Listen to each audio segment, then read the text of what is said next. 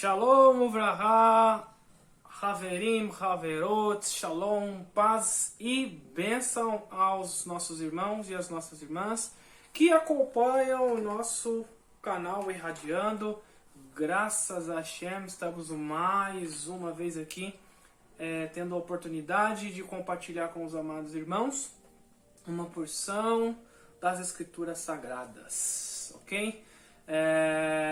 Antes eu queria deixar para vocês alguns recados importantes. A você que é novo no canal, por favor, se inscreva lá em nosso canal. Para que você possa entender os vídeos de hoje, eu convido você a dar uma assistida nos vídeos anteriores, porque nós estamos vindo numa evolução didática e é de suma importância que você entenda exatamente aonde nós estamos, ok? Vai lá, taca o seu dedo de profeta nesse like, curta, se inscreva em nosso canal e se você entender que o conteúdo é relevante para você e ajudará trazendo luz para outras pessoas, eu convido você a compartilhar e nos ajudar a irradiar luz para as nações, para todas as pessoas à nossa volta. Eu queria dedicar o shiur dessa noite, né, para Refuah Shelemah, para a cura plena e completa, Beshem Yeshua HaMashiach, para a nossa irmã Sara Lilian, que está sentindo dores no corpo e falta de ar, para a irmã Sara Vanessa e para o irmão Iago Araújo, tá? E também ao nosso irmão reverendo Luiz Prats, que ele possa se recuperar rapidamente e então estar 100% para cumprir o propósito para o qual Deus o chamou. Desceda, todos vocês, sejam bem-vindos e vamos à nossa porção que nós estudamos neste Shabat. Como de costume, onde é que nós estamos? Ok, nós estamos no deserto, acabamos de passar pelo livro de Shemot, nós não estamos no livro de Bamidbar, ok? Bamidbar significa no deserto, nós estamos no livro de Vaikra, livro de Levíticos. E aonde é que nós estamos nessa paraxá que recebe o nome do livro? Nós estamos no deserto.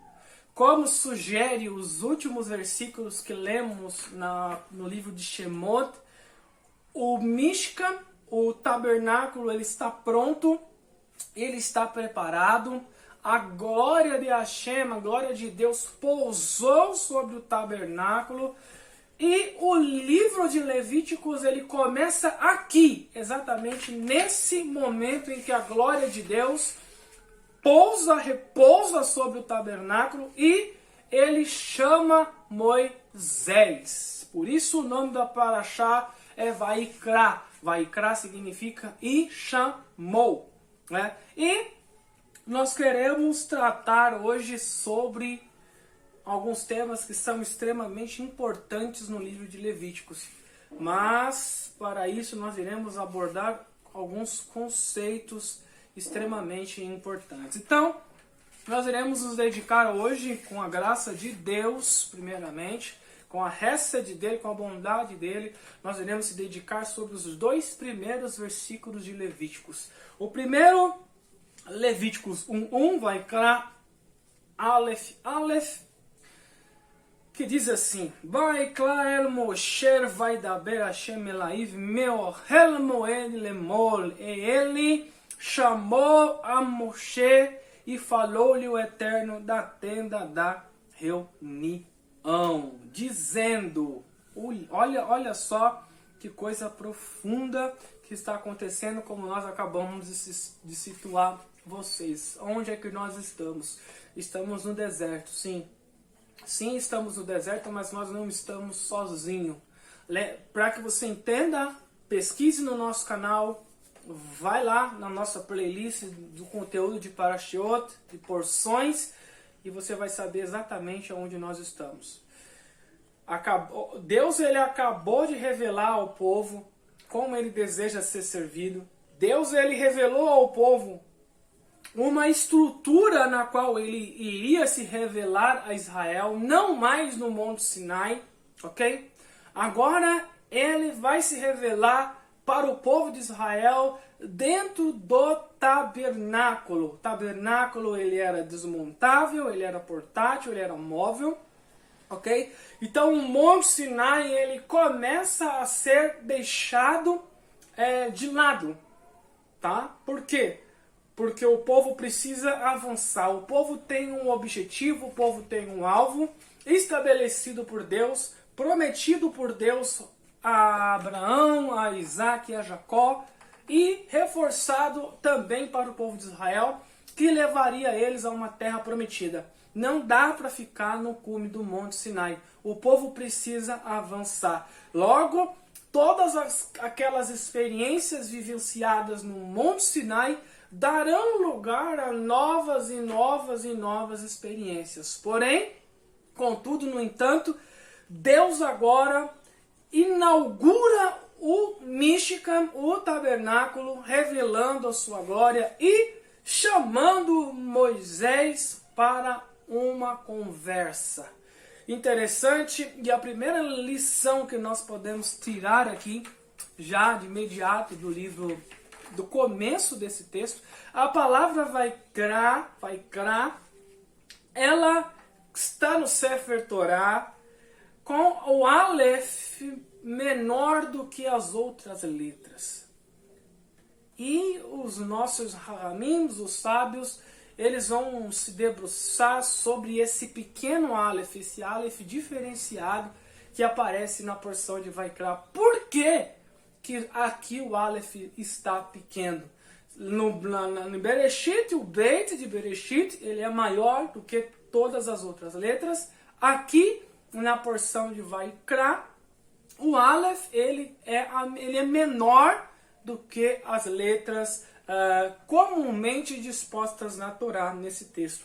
E os nossos sábios eles vão dizer que a letra Aleph, ela representa a liderança, ela representa a governança.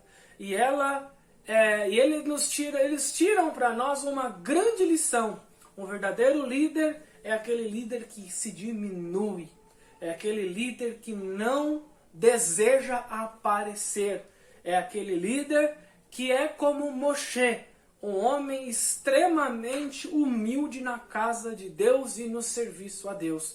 Mesmo tendo uma posição tão grande, tão elevada, mesmo Moshe estando numa posição de destaque dentro do povo, ele não se exaltou em nenhum momento. E essa letra Aleph, ela representa Moshe, representa o cabeça do povo de Israel, que não se julga melhor ou maior do que o povo. Pelo contrário, ele, em dados momentos, nós vemos Moshe Rabbeinu, Moshe, o nosso mestre, muitas das vezes intercedendo em prol do povo, para que Hashem não viesse destruir o povo. Isso aconteceu mais de uma vez, ok? Essa já é a primeira lição que nós podemos extrair do livro de Vaikra. O Aleph pequeno, lá no Sefer Torah, como está em hebraico,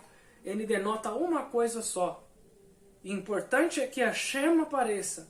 O importante é que Hashem seja louvado, exaltado, glorificado, que Hashem esteja acima de qualquer homem.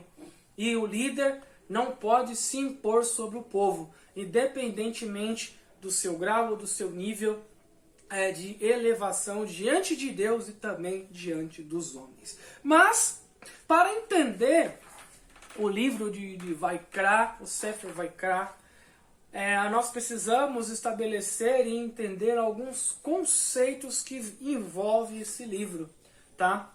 É um livro extremamente difícil de se estudar. Por quê? Porque ele é um livro que ele tem muita técnica. E nós vamos ver aqui, no decorrer desse shiur, dessa aula, Deus permita, nós iremos ver a complexidade desse livro. Mas é um livro extremamente importante para entendermos aspectos da nossa fé que estão relacionados ao Mashiach, que estão relacionados à instrução dos discípulos de Yeshua e também para entendermos o sacrifício de Yeshua.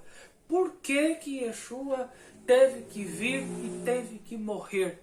Se nós não entendermos o livro de Vaikra, o livro de Levíticos, de forma nenhuma conseguiremos compreender as instruções dos discípulos de Yeshua e principalmente entender o papel de Yeshua no cenário que envolve o povo de Israel, que envolve as nações que circundam Israel e que envolve a mim e também envolve a você diretamente. Então, vamos lá. O que é o livro Vaikra? Ele é o terceiro livro da Torá, originalmente conhecido como Vaikra e Shamou, né? Levíticos, o nome Levíticos foi dado na Septuaginta, né? E trata do código de leis sacerdotais, ou seja, tudo que envolve, se vocês voltarem nas porções anteriores, vocês vão olhar, nós podemos observar, nós estudamos isso juntos, que em determinado momento o povo deseja servir a Deus, só que eles acabam cometendo avodazará, acabam cometendo uma idolatria, né? Então Deus ele estabelece algumas leis. Deus ele diz assim, olha, vocês querem me servir, vocês querem que eu se aproxime de vocês, eu vou me aproximar de vocês e vou permitir que vocês se aproximem de mim. Porém, contudo, no entanto, eu vou estabelecer regras, eu vou estabelecer regulamentos, eu vou estabelecer leis que permitam com que vocês se aproximem de mim e vocês atinjam um nível que me permita também se relacionar com vocês. Deus então separa dentre o povo de Israel, dentre os 12 filhos de Yaakov, Hashem separa uma nação e entrega para essa nação o sacerdócio, que antigamente, antes do evento do bezerro de ouro, esse serviço, esse sacerdócio seria executado pelos primogênitos de cada casa. Não seria uma tribo específica, mas sim o primogênito de cada uma dos 12, da casa dos 12 filhos de Israel, dos 12 príncipes.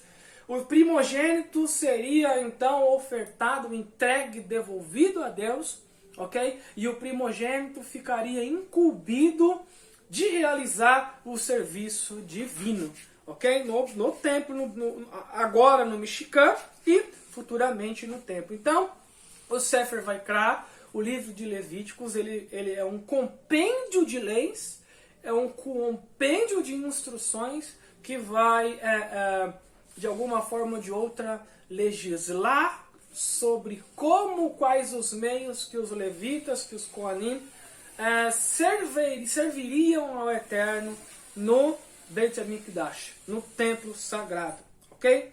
Possui também um outro nome chamado de Torá Kohanim, que é o livro das leis dos sacerdotes e nananana, como eu expliquei para vocês. Então, uma coisa importante a entender: o livro de Levíticos ele diz respeito ao serviço realizado por uma tribo específica de Israel. Percebe? A princípio, a priori, é isso, tá? Depois nós vamos avançar e vamos nos aprofundar nesse conceito. O segundo conceito que nós precisamos entender: Corban ou sacrifício? Qual que é a palavra correta? A palavra Corban, a palavra sacrifício em hebraico é Korban.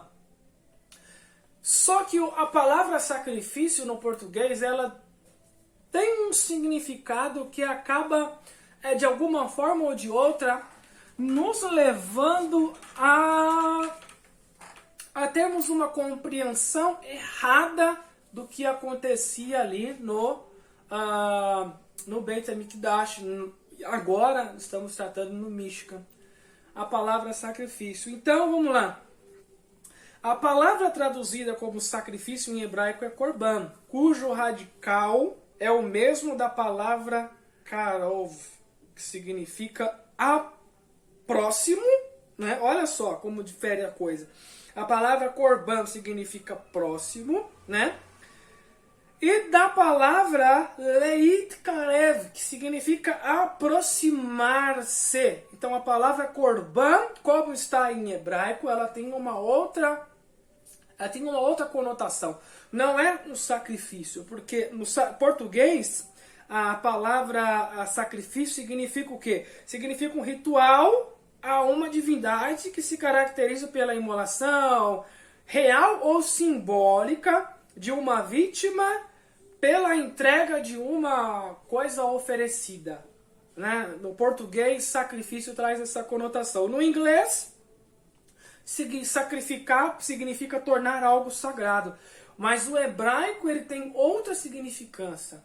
Tem outro significado. No hebraico é aproximar, é estar próximo. Então, quando Deus ele fala para Israel, vocês vão apresentar para mim o seu corban, na verdade, Hashem está dizendo assim, Deus está dizendo para ele, vocês vão se aproximar de mim. É o meio pelo qual vocês se aproximarão de mim. Nós vamos entender o porquê que Deus estabeleceu essa condição, vamos dizer assim, temporária, essa condição que é, na verdade, uma sombra de uma coisa muito mais profunda que atinge diretamente as nossas vidas, tá? Então, definido o que é o livro de Levíticos, o que é o Sefer Vaikra, tá? Definimos o significado e a palavra korban, né? Então grave na memória, nós não iremos usar a palavra sacrifício. Nós iremos usar a palavra korban, o termo korban, ok? Porque esse é o termo exato expresso na Torá. E está relacionado com aproximar-se, está relacionado com estar próximo de Deus, tá? E não sacrifício. Por quê? Porque o conceito de sacrifício para Israel, ele é diferente do termo sacrifício usado para as nações. Então Israel, ele vivia no entorno de nações que praticavam sacrifício aos seus deuses. Ok? Entendido? Porém, para Israel, isso traz tem outro significado totalmente oposto. Vamos ler aqui. O conceito de sacrifício como valor absoluto e superior, do modo que é encarado pela idolatria. Exemplo, no ritual idólatra, o próprio destino da divindade dependerá do sacrifício que está sendo ofertado. Olha que coisa interessante. E de acordo com a fé de Israel, o sacrifício não possui qualquer valor supradivino. O destino de Deus não depende do sacrifício de forma alguma. Shalom. Deus nos livre disso. Deus nos livre de pensar que Deus, de alguma forma ou de outra, depende do meu sacrifício. Deus me livre de pensar que, de alguma forma ou de outra, Deus depende de um homem ou de alguém para alguma coisa. Deus me livre de achar que nós podemos mudar Deus de lugar, tirar Deus do seu lugar, no sentido de surpreendê-lo. Deus ele não é pego de surpresa nunca. Deus ele não depende de nada e nem de ninguém. Ele é a Makom, ele é o lugar, ele é tudo. Ok? Logo, o sacrifício que era oferecido lá que está sendo oferecido nessa paraxá, no Mishkan, nessa porção que nós estamos estudando, no Mishkan, no tabernáculo, o sacrifício que era oferecido no templo, tanto no primeiro templo, o templo de Salomão, de Shlomo Melech, como no segundo templo, não traz nenhum benefício para Deus.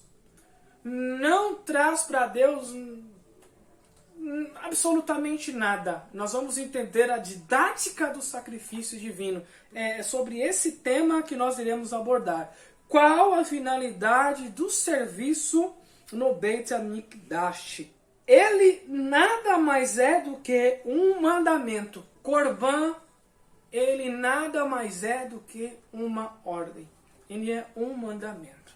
Vocês querem se aproximar de mim? Queremos. Vocês querem se relacionar comigo? Queremos. Só que na condição baixa de vocês, vocês não poderão se relacionar comigo. Porque o pecado, ele causa separação entre nós e Hashem, Deus. Então nós não temos condições, vocês, né?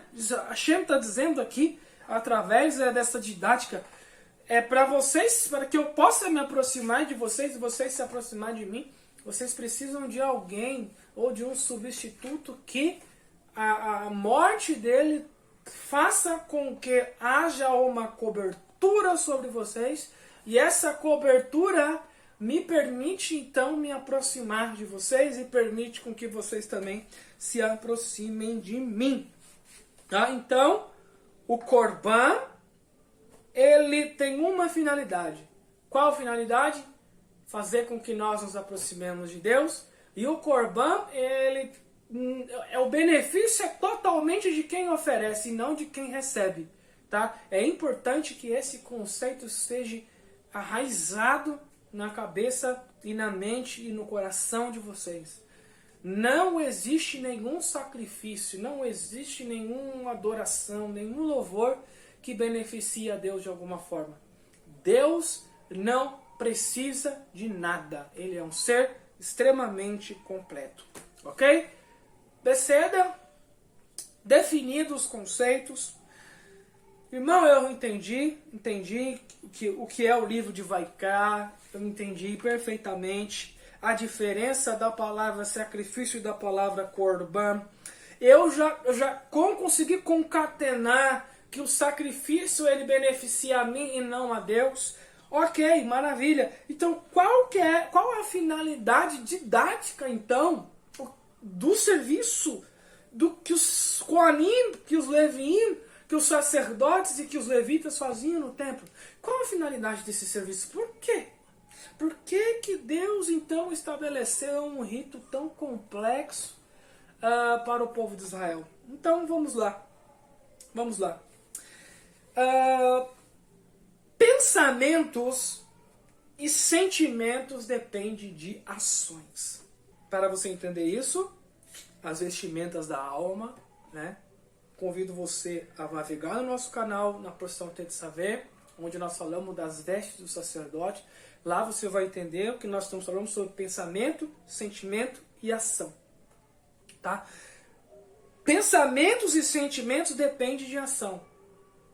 Ok, o que eu quero dizer com isso? Não adianta dizer que eu amo a minha esposa e eu sentir esse amor por ela, sentir esse amor pelos meus filhos, e isso ficar só no pensamento, isso ficar só no sentimento, e todo esse pensamento e esse sentimento não se traduzir em ações. Então não existe esse conceito de dizer assim, eu amo a Deus, mas eu não faço nada que o agrade, eu não o obedeço, eu não ando de acordo com o que ele estabeleceu. Aquele que faz um pecado, ele não poderá purificar seu coração apenas através das palavras que ele venha dizer para si mesmo entre quatro paredes. Ou seja, não adianta eu cometer um pecado, cometer uma transgressão, e eu, dentro de quatro paredes, eu ali me arrependo, e aí quando eu saio do meu quarto, eu volto a fazer as mesmas coisas que eu estava fazendo. O verdadeiro arrependimento, o verdadeiro sentimento de arrependimento, de retorno, ele vai demandar, o próximo passo do sentimento de arrependimento, do pensamento de arrependimento, é mudar completamente as minhas atitudes. Fazer de fato uma conversão real, lógica e racional na minha vida. Daí, falando na didática do templo, o sacrificar um animal, ele é um despertar maior da consciência. Por quê? Porque devido à semelhança, pois os corpos do homem e do animal assemelham-se, diferenciando-se, contudo, na razão que um possui e o outro não possui. E não como o homem, ao cometer um pecado, está escapando da esfera racional e entrando na esfera animal. Ok. O que o Sefer HaChinuch, o livro da educação, está trazendo para nós aqui? A presença do animal ali no templo, ele tem a finalidade de fazer com que o homem expanda a sua consciência, para que ele adquire consciência do que ele está fazendo. Qual o dano que o pecado está fazendo com ele? quando ele olha aquele animal sendo imolado, ele precisa, porque diferentemente das nações aonde a pessoa pega ali o seu sacrifício, entrega para um sacerdote, ele fica longe, distante, ele não vê o que o sacerdote está fazendo. Não, na didática de Israel, ele tinha que estar lá participando, ele tinha que impor as mãos sobre o animal, ele participa do processo de imolação, de abertura daquele animal, de avaliação do seu rim, do seu estômago, do seu fígado, ele participa disso, e é para despertar a consciência dele. O Sefer HaChinuch está dizendo que o homem, então, ao cometer um pecado, ele precisa entender que ele está fugindo da sua capacidade racional, e o pecado dele coloca ele na condição de um animal que age pelo seu instinto, que age única e exclusivamente pelo seu instinto animalesco. Por isso que ele precisava participar do sacrifício, ele precisava se deparar com aquela cena do animal sendo imolado, e ele precisava entender, poxa, o meu pecado está prejudicando esse animal. Então, se não fosse esse animal que está sendo imolado aqui, era para que essa sentença era para cair sobre mim. E ele vai continuar dizendo: foi ordenado que ele trouxesse um corpo de carne e osso, assim como o dele, e o queimasse, ficando gravado em seu coração a imagem forte de que as ciências de um corpo sem razão é para juízo e para destruição. Ou seja, as consequências de eu viver uma vida fora da razão, do racional, para isso, volta nos vídeos que você vai entender onde nós estamos, do que nós estamos tratando, ok? Volta, assista, desde a paraxá da porção de Jetro até aqui, que você vai entender a questão do culto racional e do culto irracional. Quando o homem peca, ele cai, aquela imagem forte ali do animal sendo imolado representa uma vida sem razão. Ele vive uma vida sem razão. Ele vive uma vida única e exclusivamente para satisfazer os seus instintos, para satisfazer as tuas vontades, totalmente conectada com os sentidos físicos que traem a verdadeira razão. Assim, o Nahimanides, Ramban, ele vai trazer uma informação extremamente importante para nós.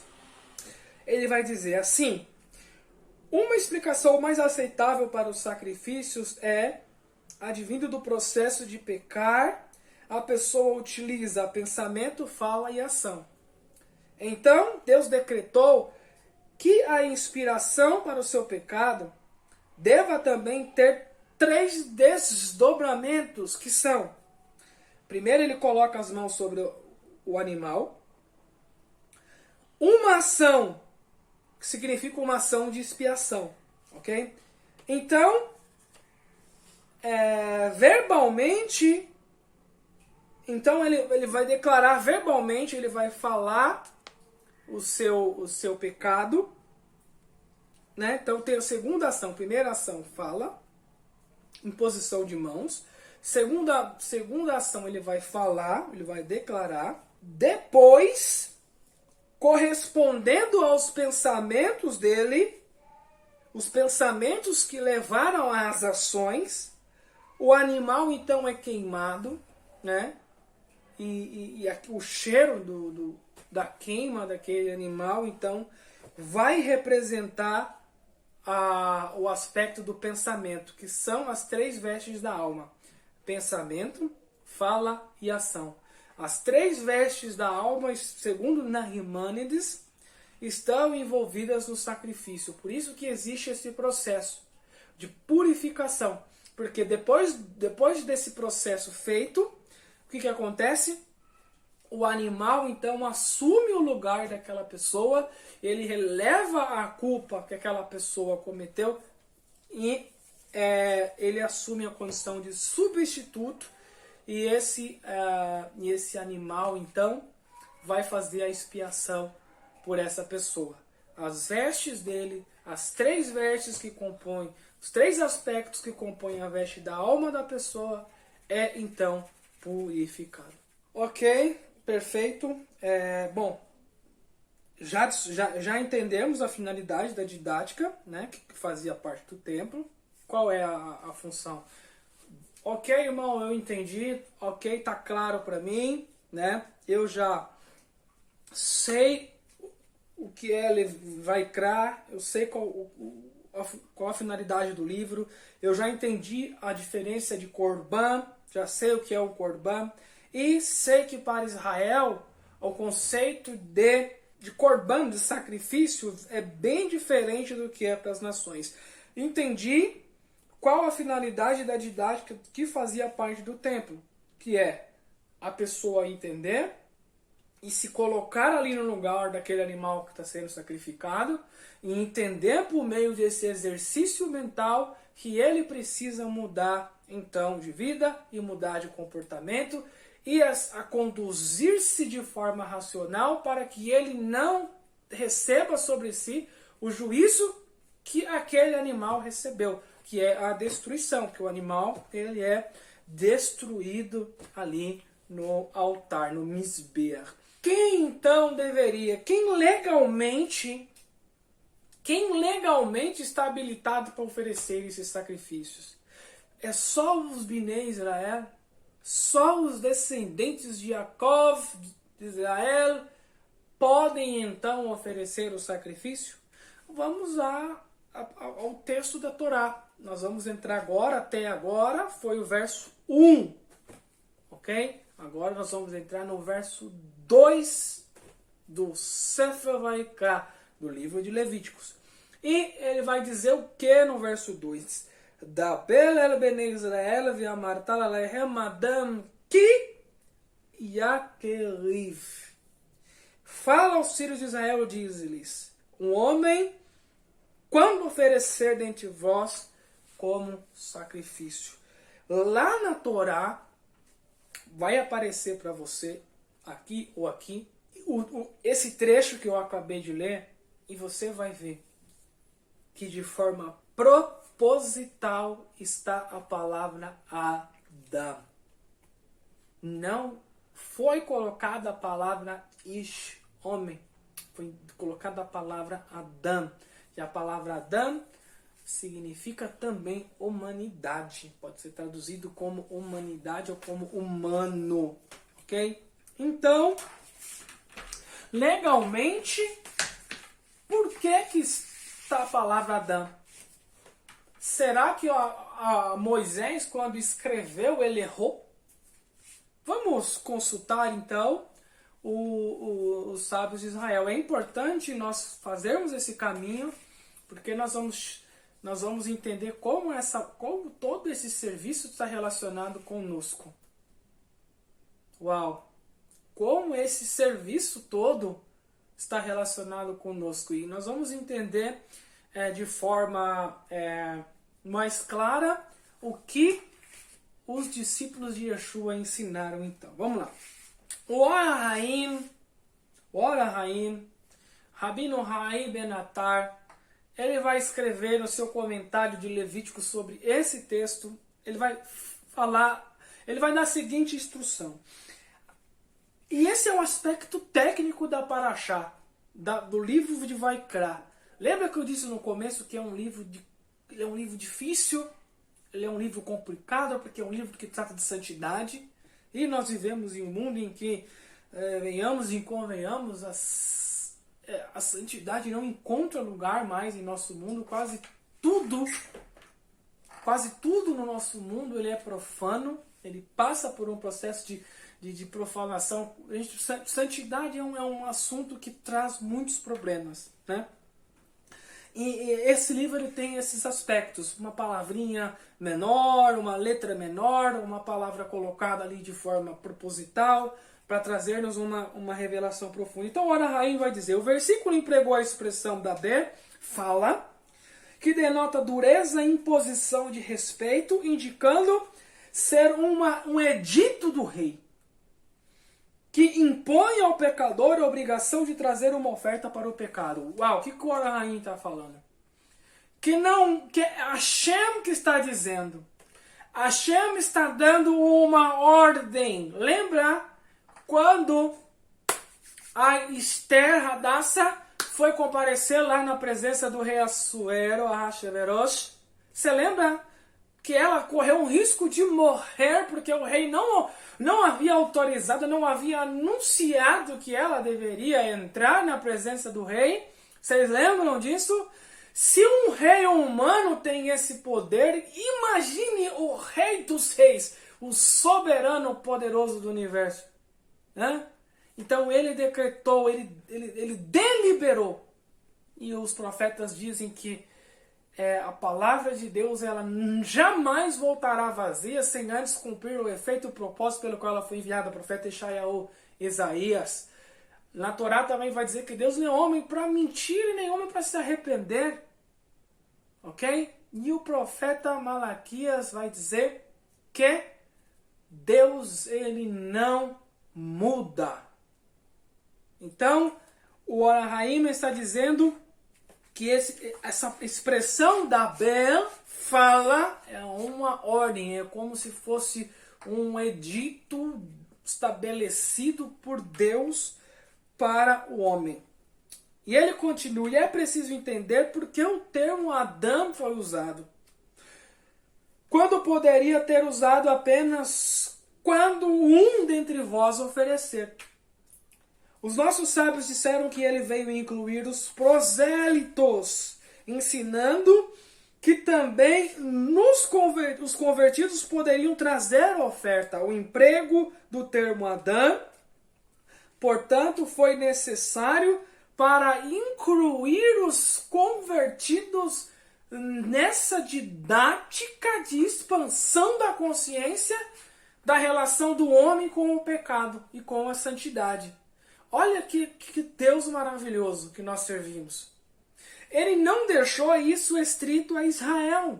Ele abriu o leque para que todo ser humano que desejar se aproximar dele possa fazê-lo, porém, contudo, no entanto, de acordo com as regras e com as leis que ele estabeleceu para ser servido Baruch Hashem. Maravilhoso isso. E para corroborar com o Or HaHaim, o Midrash Rumo 8 ele diz: porque a Torá disse Adão e não Ish? Ambos os termos, tanto Adão como Ish, pode ser usado para homem, sim, mas por que usou o termo Adão? Para indicar que se uma pessoa pecar como Adão Arishon, como Adão, o primeiro homem que inaugurou o cometimento de pecados, quando comeu a árvore do conhecimento do bem e do mal, ele deverá então trazer uma oferta. Ou seja, no serviço didático do Beit HaMikdash, do templo, foi entregue essa revelação para o povo de Israel, ok? O Rav Shaul em Romanos vai dizer que o culto foi entregue a eles, depois você consulta lá Romanos, o culto foi entregue a eles, a maneira de servir a Deus foi revelado a eles, e eles então ensinariam isso para as nações, porque todos aqueles que desejassem se aproximar do Deus de Israel poderiam fazê-lo sim, com certeza. Agora, como se dá esse despertar da consciência na ótica dos emissários de Yeshua? O que os emissários de Yeshua ensinaram que tem a ver, que está relacionado com o livro de Levítico que nós estamos estudando? Mas será que tem alguma conotação? Vamos lá, vamos observar. No judaísmo usa-se o termo, para entendermos isso, usa-se o termo alma animal e alma divina. Alma animal, nefesh behemit, e alma divina, nefesh hayah. E os termos usados na Brit Hadashah pelo Rav Shaul, o apóstolo Paulo, que foi chamado por Deus para ser enviado aos gentios, para que os gentios então pudessem ter acesso a esse nível de conhecimento a respeito de Deus, para que os gentios também pudessem ter acesso a uma relação proximal com Deus. Ele usa outros termos. Ele usa, por exemplo, homem interior e homem exterior. Ele usa obras da carne e obras do Espírito. Ele vai usar velha natureza e nova natureza e outros termos mais, aludindo a essa questão de que quando eu vou me apresentar diante de Deus no Beit HaMikdash para o sacrifício divino lá no Mística, eu deveria levar, algo deveria morrer. Vocês estão entendendo? Algo deveria voltar dessa didática morto. E o que teria que morrer? Teria que morrer o meu pecado, teria que morrer a minha natureza caída, a minha velha natureza. Eu tinha que deixar a minha velha natureza no altar. O homem exterior, ele tinha que ficar morto no altar, que o homem exterior representa o animal. Nós vamos observar isso. Agora, como esta consciência é despertada, então, quando nós trazemos essa realidade na Brit Hadashah? Lá no livro de Hebreus, nós temos uma palavra extremamente profunda, capítulo 12, verso 2, diz assim: contemplando o autor e consumador da nossa confiança, Bitachon, quem é? Yeshua. Que ele foi exposto e morto como um criminoso, ele suportou a vergonha, ele suportou a hostilidade contra si mesmo, para que você não se canse e nem fique desanimado. Capítulo 4. Vocês ainda não resistiram o pecado a ponto de derramar o próprio sangue nessa luta contra o pecado. Olha o que o escritor de Hebreus está falando aqui para nós. Gente, ele está descrevendo o sacrifício no Beit HaMikdash. O sangue do animal tinha que ser extraído. Por quê? Porque a alma animal, ela está na onde? Ela está no sangue. É o sangue que dá volição, movimento, vida, que anima o corpo. O sangue do animal tinha que ser tirado, extraído. Por isso que lá, você vai ler lá o livro de Levíticos, você que está assistindo, eu convido, leia o livro de Levíticos, você vai ver que não podia faltar sal no serviço divino. Tinha que ter sal. Por quê? Porque o sal, ele ajuda a fazer a extração do sangue da carne. E esse sangue na carne simboliza essa nefesh beremit, essa alma primitiva, essa alma animal, essa alma que está conectada com os prazeres e com os sentidos desse mundo. E ela foi posta no nosso corpo de forma proposital. Para você entender isso, assista os vídeos para que você entenda por que o mundo é e funciona dessa forma, por que o ser humano funciona dessa forma. Então o escritor de Hebreus está dizendo, vocês ainda não lutaram o suficiente, vocês ainda não derramaram o sangue de vocês na luta contra o pecado. Ou seja, vocês ainda não anularam o poder e a influência da alma animal sobre a vida espiritual de vocês. Continuando, agora Rav Shaul, o apóstolo Paulo, ele vai escrever em Efésios, ele vai dizer assim: sendo assim, eu vos afirmo em Deus, e insisto, para que não mais vivais como os gentios que vivem na inutilidade de seus pensamentos. Baruch Hashem. Olha que Paulo está escrevendo à comunidade de Éfeso. Uma comunidade era gentílica, agora é uma comunidade de convertidos à fé do Deus de Israel. Convertidos ao povo de Israel. Eles são parte agora integrante do povo de Israel. O serviço no templo diz respeito a você também, a mim. Por quê? Porque eu não me conduzo mais de acordo como os gentios se conduzem. Por isso, verso 22, Efésios capítulo 4, 17. Agora, Efésios capítulo 4, 22. Por isso, no que concerne ao antigo estilo de vida, dispa-se da velha natureza, porque ela está totalmente apodrecida por seus desejos enganosos. Deixem o seu rua, o seu espírito, que é o que faz a mediação entre a sua alma animal e a sua alma divina. É o rua, é o espírito que faz essa conexão. É o espírito que te conecta com as coisas espirituais, com as coisas que são verdadeiras e não supérfluas como nesse mundo. É o rua, é o espírito. E ele diz assim, deixe que o espírito influencie a sua mente para que vocês sejam renovados e se revistam da nova natureza criada para a piedade, que expressa em si mesmo a justiça, a santidade, procedentes da verdade.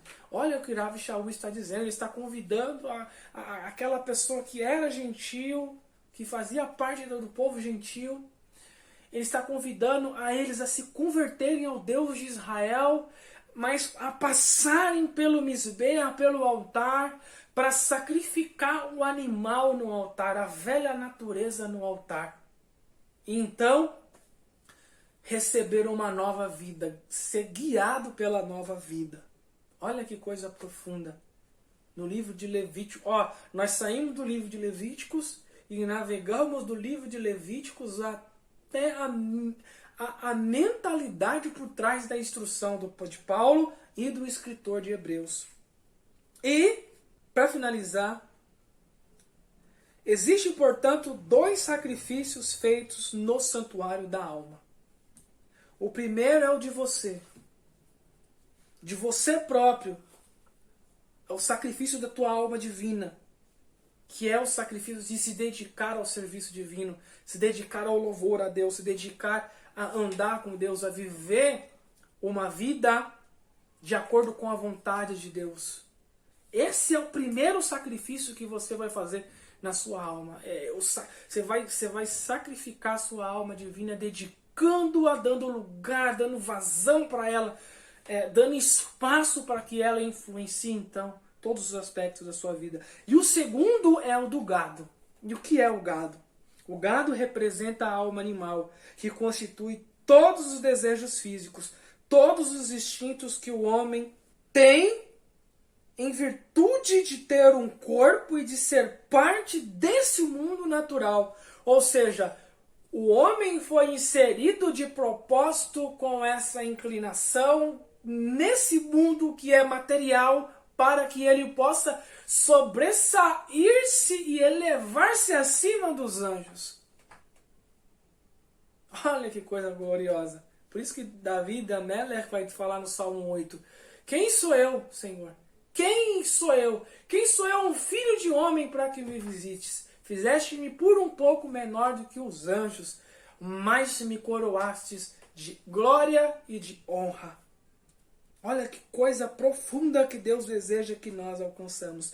Esta segunda oferta que vem a ser, essa segunda oferta é que vem a ser o objetivo supremo de toda essa didática, o objetivo final de toda essa didática que era realizada no templo, no Mishkan, no Beit HaMikdash, da santificação, o redirecionamento do animal que existe dentro de nós, domando-o por completo para servirmos a Deus. Podendo então cumprir o mandamento, amarás o Senhor teu Deus de toda a tua força, que representa o teu corpo, a tua vontade, a tua animosidade e de todo o teu entendimento, que é a sua alma. Então, irmão Pitchers, eu entendi, que coisa maravilhosa. Eu agora posso fazer parte do povo de Israel, eu posso me aproximar de Deus. Só que para me aproximar de Deus, eu não posso não preciso mais matar um gado, eu não preciso mais matar um animal, eu não preciso mais matar um cordeiro. Yeshua, ele morreu, ele foi o Corban que me aproxima de Deus. Então eu olho para Yeshua e então a minha vida, eu preciso mudar a minha vida. Eu preciso fazer o que ele fez.